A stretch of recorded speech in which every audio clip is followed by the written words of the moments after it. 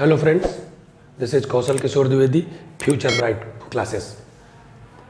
आज हम देखते हैं कि प्रेजेंट इंडिफिनिट यानी सिंपल प्रेजेंट के सेंटेंस को किस तरीके से ट्रांसलेट किया जाता है। बहुत ही इजी वे में आज आप सीख जाएंगे और इससे संबंधित जितनी भी एरर्स हैं उनको इजीली आप पकड़ लेंगे। तो देखते हैं हम आज सिंपल प्रेजेंट या present indefinite tense. Simple present और प्रेजेंट इंडिफिनिट टेंस। सबसे पहले हम देखते हैं कि एक्चुअल में हम इस टेंस का यूज करते कहाँ हैं, इस टेंस का यूज करते कहाँ हैं और इस टेंस से रिलेटेड एरर्स आती कैसे हैं। तो एक चीज को हमेशा याद रखिए, you always remember this, for indicating any habitual action. अगर कोई भी आदत आप बताना चाहते हैं, कोई भी आदत है आपकी, तो आप इस टेंस से बताएंगे।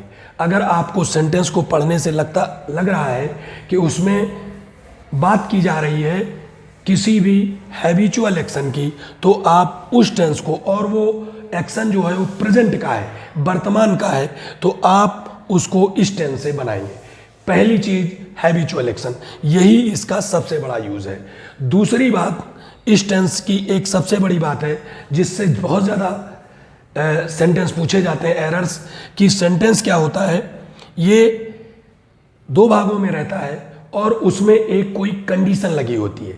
इसलिए जब कभी हम कंडीशनल सेंटेंस को, उसकी एरर को पकड़ रहे होते हैं, या सपोज दैट हिंदी से इंग्लिश ट्रांसलेट कर रहे होते हैं, तो जिस पार्ट में, सेंटेंस के जिस पार्ट में हम कंडीशन लगाते हैं, इफ लगा सकते हैं, अनलेस लगा सकते हैं, अनटिल लगा सकते हैं, एज लॉन्ग एज लगा सकते हैं, आई मीन कोई भी कंडीशन आप लगाएंगे, उस पार्ट को आप सिंपल प्रेजेंट से ही ट्रांसलेट करेंगे, प्रेजेंट से ट्रांसलेट करेंगे, और दूसरे वाले पार्ट को हम फिर फ्यूचर से ट्रांसलेट करते हैं। इस बात को हमेशा याद रखिए, क्योंकि उस टाइप के सेंटेंस में आपको हो सकता है कि एरर के तौर पर उस दोनों ही पार्ट को फ्यूचर टेंस से, वो बात हम बाद में बताएंगे जब फ्यूचर टेंस। तीसरी बात, इसका यूज हम तब करते हैं जब किसी हिस्टोरिकल इवेंट्स को बताना होता है, तो भी हम सिंपल प्रेजेंट से ही उसकी बात करते हैं।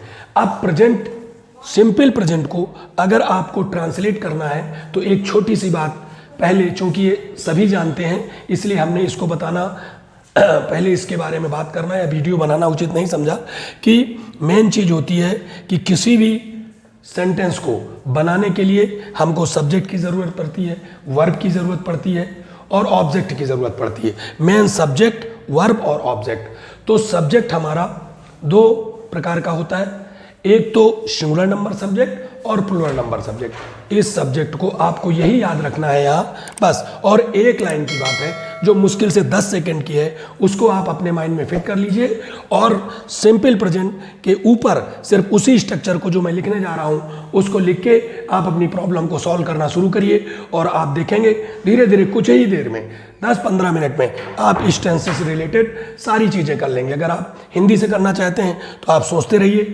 टेंस की बात, जैसे आदत है। अब आदत आपकी क्या हो जा सकती है कि मैं सुबह रोज घूमने जाता हूँ, ये आदत है ना, बिल्ली दूध पी जाती है, ये आदत है, जो जिसकी आदत है। इस तरीके की हैबिचुअल चीज़ों को आप सोचते जाइए और बनाते जाइए। चूँकि हम ज़्यादा कोशिश करते हैं कि जो तैयारी कर रहे हैं वो लोग, उनको हिंदी से कोई मतलब नहीं होता है, तो इंग्लिश में देखें। तो इंग्लिश की बात में उनको सिर्फ याद रखना है एक छोटी सी बात, उसका स्ट्रक्चर छोटा सा बस, वो क्या याद रखना है, सब्जेक्ट। पहले ही हमने बता दिया, सब्जेक्ट दो तरीके का होता है, या तो सिंगुलर हो सकता है या प्लूरल नंबर हो सकता है सब्जेक्ट। अब इस बात को बहुत ध्यान से रखना, अगर सब्जेक्ट सिंगुलर नंबर है तो हम क्या करेंगे, वर्ब की फर्स्ट फॉर्म को लगाएंगे, इसमें एस या ईएस को जोड़ देंगे, अपनी तरफ से एस जोड़ेंगे या ईएस जोड़ेंगे। इसके बाद ऑब्जेक्ट लिखेंगे, और इसके बाद अन्य चीज़ें जो हैं वो सेंटेंस की जोड़ते जाएंगे आगे, उनकी कोई आगे आवश्यकता नहीं है, क्योंकि एरर को फाइंड करने के लिए जब हम टेंस से संबंधित किसी एरर को देख रहे होते हैं तो एक सबसे बड़ी बात है, हम उसमें सिर्फ वर्ब और सब्जेक्ट को ही देखते हैं। तो आपको एक बात समझ में आ गई, सिंगुलर नंबर सब्जेक्ट होगा तो वर्ब की फर्स्ट फॉर्म में क्या ऐड करेंगे, एस या ई एस। दूसरी बात, अगर सिंगुलर नंबर सब्जेक्ट नहीं प्लूरल नंबर सब्जेक्ट है तो आप एस ई एस को नहीं जोड़ेंगे, सिर्फ क्या लिखेंगे, वर्ब की first form. Singular number S या ई एस लगाना है, प्लूरल नंबर वर्ब की फर्स्ट फॉर्म को लिखना है। Okay, is it clear? हम देखते हैं क्वेश्चन टेंस को करने के लिए। अब जैसे आपने कहा she eats an apple daily, आप देख सकते हैं he eats an apple daily. अब आप देख सकते हैं ये उसकी हैबिट है कि रोज उठता है और वो एक सेव खाता है, ये उसकी हैबिट्स है। अब I go for a walk every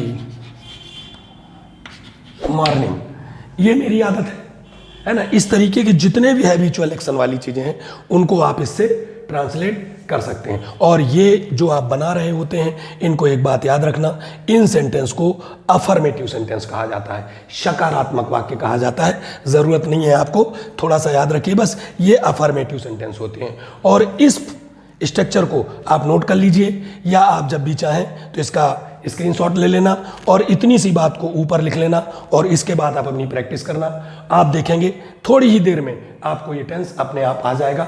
बाकी जो डिफ़िकल्ट चीज़ें होंगी वो हम बाद में। एक चीज़ आप देखते हैं, अगर इस सेंटेंस से इससे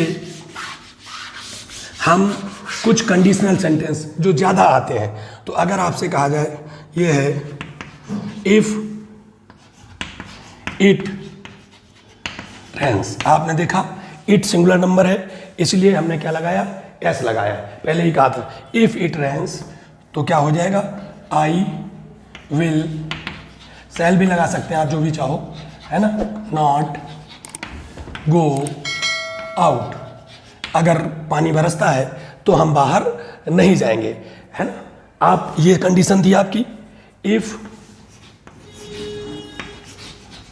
you come here I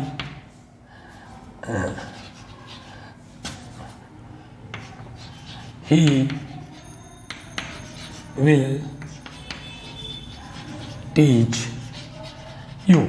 okay, इस तरीके की कंडीशन। अब इसमें क्या हो सकता है, आपको ये सेंटेंस किस तरीके से आ सकता है, वो सेंटेंस आपको एरर में ऐसा भी हो सकता है कि यहाँ भी हेल्पिंग वर्ब लगी हो, यहाँ भी हेल्पिंग वर्ब लगी हो, दोनों तरफ विल सेल लग के आ सकता है। तो आपको ये बात ध्यान रखना है कि वो पार्ट जिस पार्ट में कंडीशन लगी होती है ना, वो बात की बात है को सेंटेंस कौन से होते हैं, उसका पावर क्लॉज कौन सा होता है, वो हम बाद में चर्चा करेंगे।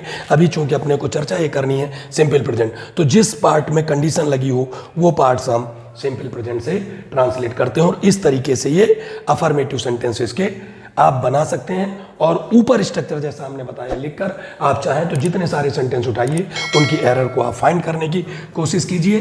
अगर आप निगेटिव सेंटेंस और इंट्रोगेटिव सेंटेंस को देखते हैं, निगेटिव सेंटेंस मीन्स जिसमें नॉट लगा होता है, तो उसके लिए हम क्या करते हैं, subject plus does do not plus first form of the verb plus object plus other word. Okay, ये देखिए subject does do not verb की first form object other word. सिर्फ इतनी सी बात, 2 सेकेंड मुश्किल से इस स्ट्रक्चर की आप क्या कर लीजिए, आप अपना इसका स्क्रीनशॉट ले लीजिए, इसको ऊपर लिख लीजिए और इसके बाद आप प्रैक्टिस करनी शुरू कर दीजिए, क्योंकि मैं छोटे ही वीडियो डालता हूं, मेरी आदत। Subject does do not verb की फर्स्ट फॉर्म ऑब्जेक्ट और अदर वर्ड, इससे आप बना लेंगे जैसे he does not help him, they do not play football. इस तरीके से इन सेंटेंस को, फिर वही पुरानी पहली वाली बात, अगर कंडीशन लगी होगी तो हम इफ़ अनलेस जो भी चाहेंगे यहाँ लगा सकते हैं, कोई भी कंडीशनल वर्ड लगा देंगे।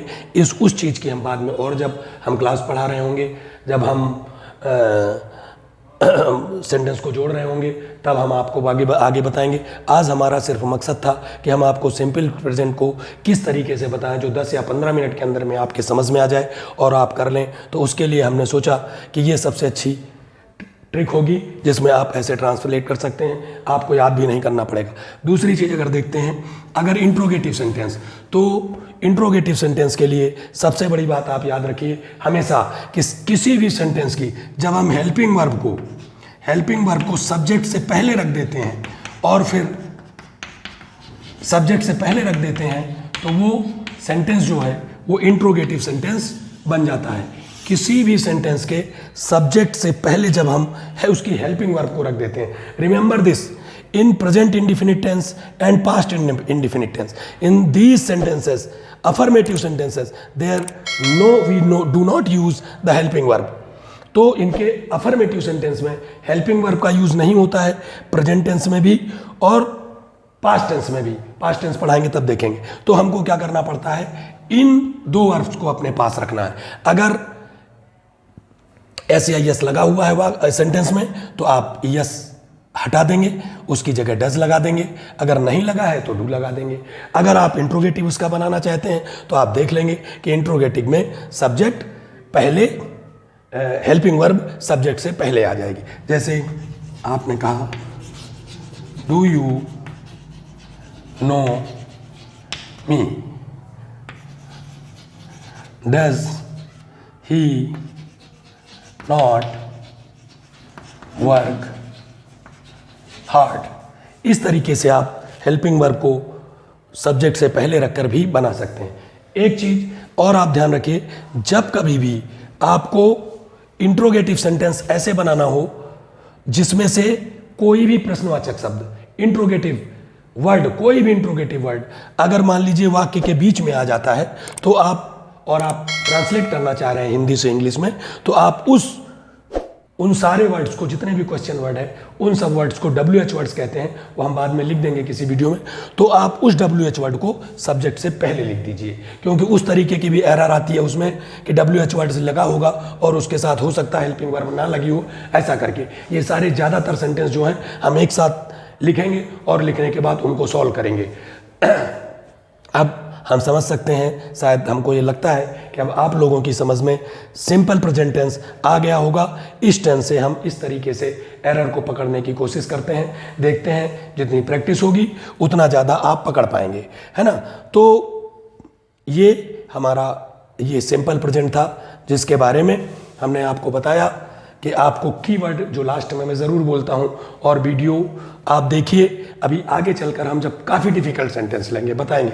अभी चूंकि ये शुरुआत है इसलिए आप देखते जाइए कि किस तरीके से धीरे धीरे जब आपकी समझ में आने लगेगा तो हम आपको बहुत आसानी के साथ, बहुत अच्छे तरीके से बड़ी बड़ी डिफ़िकल्ट एरर को पकड़ने की कोशिश करने लगेंगे। फिलहाल कीवर्ड जो है, जो हम हर बार बोलते हैं, वो आपको याद रखना है। सिंपल प्रेजेंट का यूज़ ज़्यादातर किसी भी प्रेजेंट की हैबिट को बताने के लिए होता है। हैबिचुअल एक्शन को आपको बताना है तो आप सिंपल प्रेजेंट से बताइए। कंडीशनल वाक्य है अगर, और वो लग रहा है कि फ्यूचर टाइप का है, फ्यूचर का है, तो भी आप उस कंडीशन वाक्य में आप क्या करिए, उसको सिंपल प्रेजेंट से बनाइए। ओके, अब रखना क्या है, अकेला टेंस जिसमें वर्ब में SEIS लगती है पूरे टेंस में। इंग्लिश के पूरे जितनी भी चीज़ें होती हैं, ये सिंपल प्रेजेंट एक ऐसा टेंस है जिसमें वर्ब में SEIS लगता है सिंगुलर नंबर सब्जेक्ट के साथ, बाकी किसी में नहीं लगता है।